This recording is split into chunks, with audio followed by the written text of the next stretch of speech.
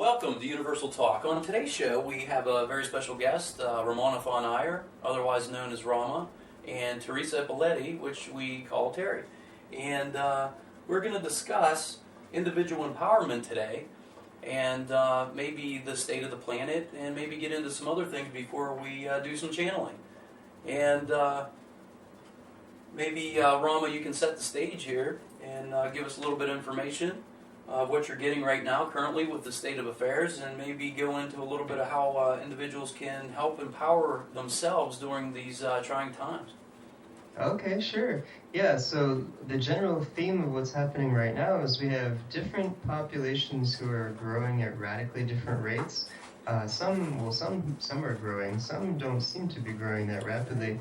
And basically, you want to be able to heal yourself and grow and achieve your goals, and then there's many people who also want to contribute to the larger state of affairs and feel like they're doing something useful for the planet, that they're helping out in some way. Other people want to start businesses, doing something they truly love, and they want to know how to do that. And everyone needs to also have a sense of what's going on with people who are not growing, and how do you behave around people who are not on your wavelength at all, yet you have to live amongst them and interact with them frequently. So I want to talk about those dynamics of the populations that are moving in radically different evolutionary directions, but also I want to talk about practical techniques that you can use to further your own goals and your global goals. Cool. Perfect. So, maybe you could just go into that a little bit, like what do individuals, or what could they do in order to help empower themselves rather than relying on somebody else? I mean, I teach this a lot in my daily practice with medicine, that they have to be responsible for their own health care.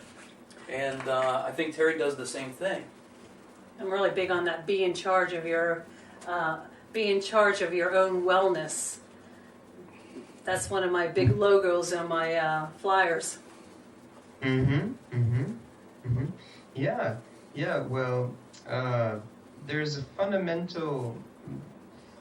foundation that I really want to get through to everyone today. Sort of basically what I discovered is that if you really think about it, there's no part of you that is not your physical body in this dimension. People talk about higher dimensional realities, and we have multiple levels to our being, but within the physical plane, where we are right now, where you're listening to me, there's no other part of you that's not physical. If your physical body disappears, you're gone from this dimension. So your physical body is very important. Your physical body is your gateway through which all of your higher dimensional energies can enter this world. Your physical body is you in this world.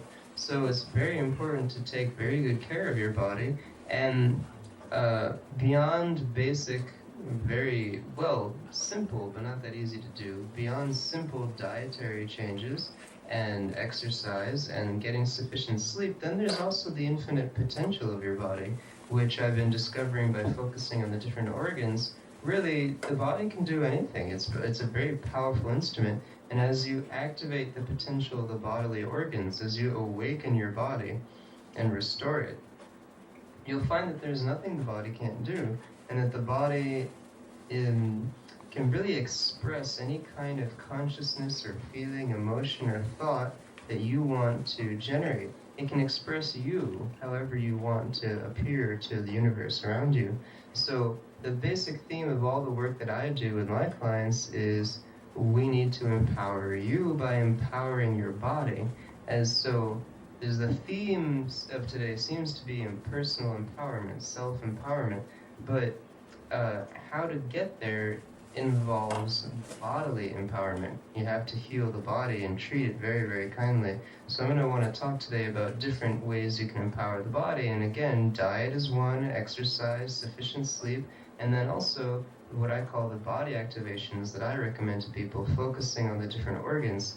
And as people learn to actually focus on themselves and not get lost in all the hubbub of the culture and all the distractions of the culture, the more of your attention you're devoting back to yourself, which means back to your body, that's how you grow very quickly. You have to take your powers and turn them back to yourself.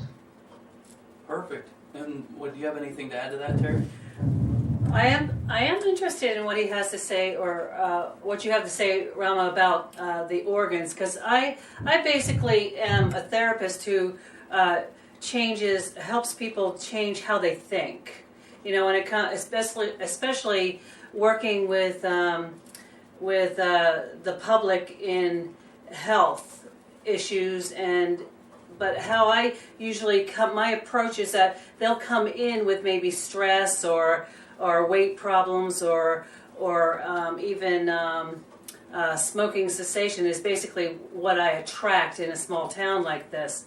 But at the same time, it does go deeper to where I think that I focus more on the emotional issues of wellness as well as the physical.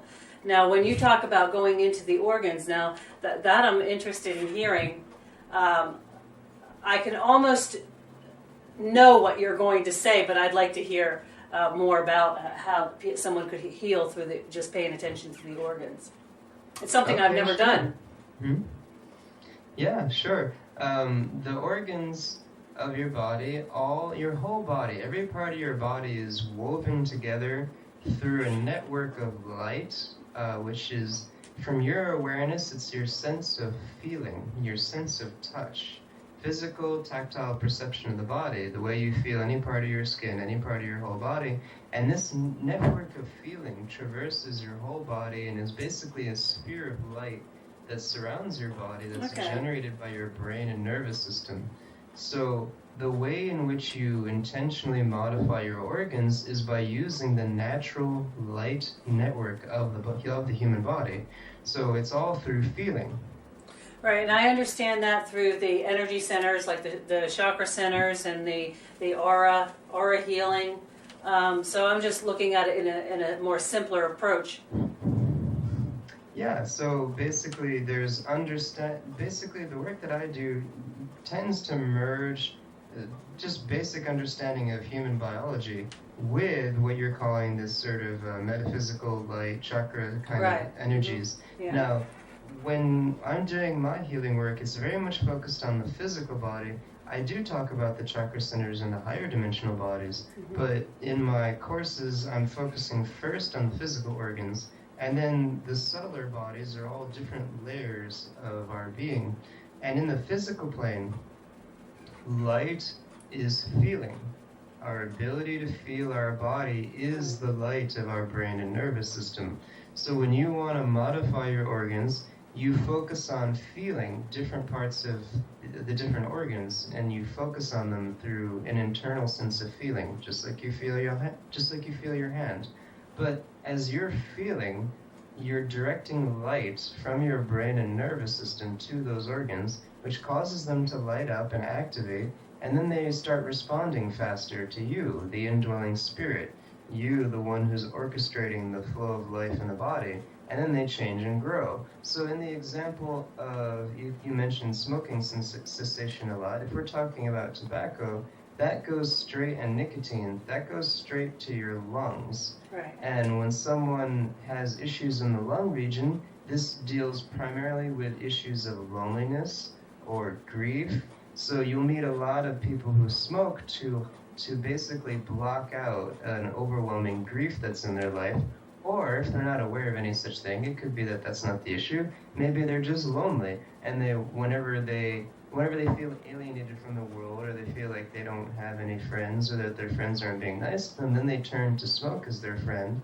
And it has a very strong physiological component. When the lungs are filled up, you feel a sense of comfort. And when they're filled up with the smoke of the cigarettes, well, this is not the best kind of thing to fill your lungs with, but it still makes them feel comforted and fulfilled.